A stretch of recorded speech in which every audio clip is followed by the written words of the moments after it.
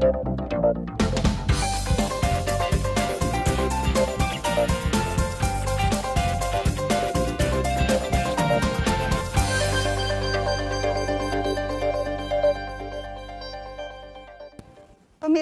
kembali lagi bersama kami masih di acara Hotelier Talks bersama Bapak Denny Ristianto. Monggo Bapak, sangat menarik ya ini pembicaraan kita tentang digital marketing. Ya. Bisa dilanjutkan yang tadi mungkin kepotong Bapak. Ya. Silakan. Gini Pak, Mbak Ninung sudah pernah lihat belum nih ada Instagramnya dari Awan Group? Sudah pernah dibuka belum?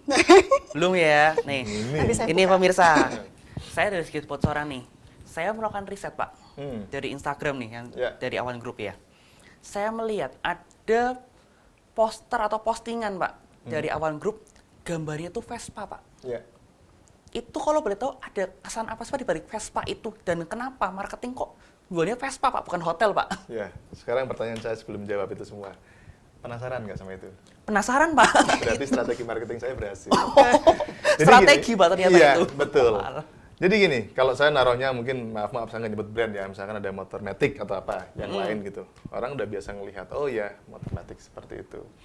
Kenapa kita pilih Vespa? Itu banyak pertimbangan kita. Jadi nggak sekedar, oh ya saya pengen Vespa di tabingkel sebagai hadiah. Enggak. Jadi kita tuh sudah banyak pertimbangan yang kita lakukan. Contoh kecilnya tadi ya, contohnya ya kan penasaran jadinya, kenapa Vespa gitu kan. Iya. Sebenarnya Vespa itu kan bukan motor yang umum ya.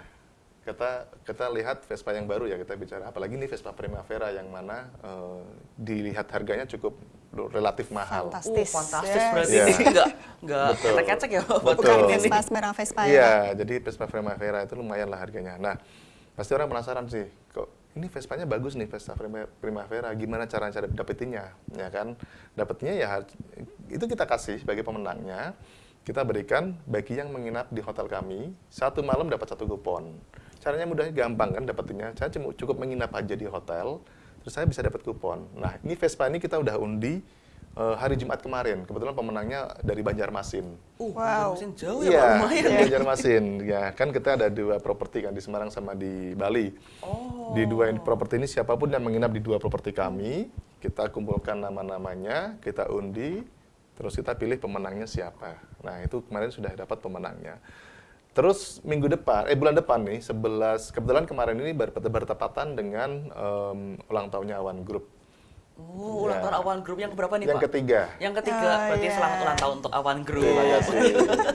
Nah, nanti bulan depan kita akan ada lagi tanggal 11 Maret itu adalah ulang tahunnya Awan Sewu. Jadi memang selisih 1 bulan sama Awan Group. Oh, berarti ini Awan Groupnya dan bulan depan akan Awan dari Sewu. Awan Sewu Semarang. Akan ada pengundian 1 Vespa lagi. Wah, 1 Vespa lagi nih pemirsa. Ayo pemirsa. Wah, bener-bener menarik ya Mbak Ninung ya. Gampang kok kalau mau dapat undian Vespa. Ini masih bisa sekarang. Cukup makan di Waga restoran kita yang terletak di lantai 2 hotel. Setiap transaksi 200.000 plus kelipatannya akan dapat 1 kupon. Wah, Mbak Ninung tertarik nggak Mbak? Ayo, Vespa loh Mbak. kita weekend ke sana. 200.000 dapat Vespa kapan lagi ya kan? Ini ya Mbak nanti ya, kita coba ke Awan Group ya. Iya, Sewu nih, betul, pemirsa. betul. Nah, Pak, mengikuti yang tadi nih Pak, begitu di Instagram itu kan bikin orang tertarik yang pasti ya Pak. Ya.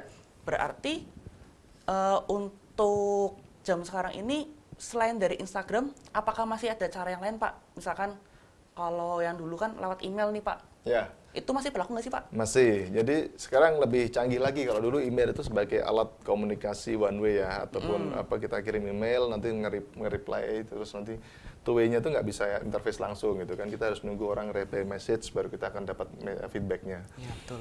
Sekarang ini kita sudah ada tools banyak yang dipakai. Jadi email sendiri kita bisa analisis data sekarang. Jadi ketika kita masukin database, misalkan kita punya 1.000 database, ini kita juga pakai.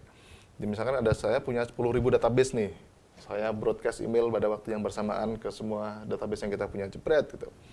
Nah dari situ kita bisa tahu, kita bisa tracking jam berapa orang tuh buka emailnya, terus gendernya yang buka itu apa.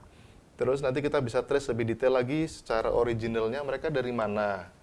Terus apakah dari funnel reportnya ada yang interest nggak dengan email itu, ngeklik linknya atau ngeklik gambarnya atau bahkan mungkin dia melakukan booking setelahnya, kita bisa track dari situ. Oh, berarti dari email ini kita dapat menerima data analytical ya Pak nanti ya Pak? Betul. Bahkan kita bisa tahu loh bounce rate-nya. Misalkan kan biasanya ada orang kan ngasih alamat email salah nama atau titik koma itu nggak ngaruh kan. Benar. Kalau nggak kekirim pun kita tahu bounce rate-nya itu kita berapa persen dari total email yang nggak kekirim. Segitu.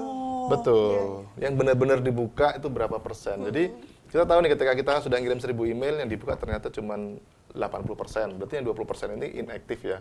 Terserah di program selanjutnya biar efektif apakah mau dikirim sekalian atau kita nggak kirim. Itu baru dari open emailnya. Opening saja. Setelah itu kita lihat lagi. Biasanya email itu kan begitu orang itu cenderung kalau buka email tuh yang paling atas kan. Iya pasti Nah, Pak. kita analisis lagi. Jadi orang ini buka morning person atau evening person, buka emailnya pagi atau sore. Kalau misalkan nih, Mas bukanya sore nih. Iya. Kalau saya ngirim email pagi, berarti email saya Pasti akan di nggak posisi di kebaca, bawah. paling bawah Pak. Nah, berarti Benar. saya akan split lagi data dari semua yang buka pagi atau sore. Kalau saya pagi, ngirimnya pagi. Kalau yang sore, saya akan kirimnya sore. Jadi posisi email saya akan selalu di atas. Itu dari sisi apa namanya opening emailnya kita bisa analitik juga. Jadi kalau di email itu kita tuh harus punya analytical khusus ya Pak, supaya targetnya itu sesuai dengan kemauan kita ya Pak? Betul, kita harus pakai tools. Kita nggak bisa pakai regular email kayak yang kita punya sekarang ini, nggak bisa. Kita harus ada kayak back end-nya ya di tools untuk email marketingnya tuh ada sendiri. Soalnya kan kayak kita nih Pak, kalau saya sendiri kan memang awam Pak untuk marketing Pak. Kalau misalkan saya mau promosiin barang atau promosiin apa, saya kan pasti belum tentu tahu seperti ini Pak. Ya. Kasih saya, share aja deh, klik aja deh, desain jam sekarang, paling jam kerja pasti ini dibaca. Kalau kita kan, kalau orang awam ya Pak, Ya. kalau namanya share seperti itu paling nggak dari jam 8 sampai jam 3. Umumnya kan seperti itu Pak. Betul. Karena tanda kutip jam kerja ya Pak, Iya, iya, pasti iya. kan dibaca. Uh, Karena apalagi kita mau berdagang ya kan gitu. Tapi kalau berdasarkan yang Bapak ceritakan ini, saya cerita pengetahuan nih Pak. Ternyata di email itu punya tools yang membantu ya Pak. Betul. Jadi kalau misalkan apa namanya Mas nih kebiasaan buka email sore, kalau saya kirim pagi, nanti emailnya sudah di paling bawah. Iya pasti Jadi, Pak. Tutup ya. Iya, teman-teman jadi yang saya baru-baru. ngapain saya harus ngirim pagi, terus emailnya sudah ketumpuk sama email yang lain, jadinya saya marketing saya nggak jalan nih. Jadi waste ya Pak. Kita Betul. buang Berarti waktu itu- juga ya Pak. Berlaku juga untuk ketika kita membuat IG Stories. Iya, betul. Ya, kita harus postnya itu di jam-jam berapa supaya dilihat sama khalayak gitu Betul, ya Pak. ada prime time-nya gitu sebutnya prime time. Berarti kita Itu juga kira-kira lihat yang pas. audiensnya ya Pak. Betul. Nah, kita juga pengen ketika kita pasang ads itu kita harus tahu dulu nih kita ads-nya itu untuk target market yang mana, target marketnya umur berapa, terus male gendernya apa gitu.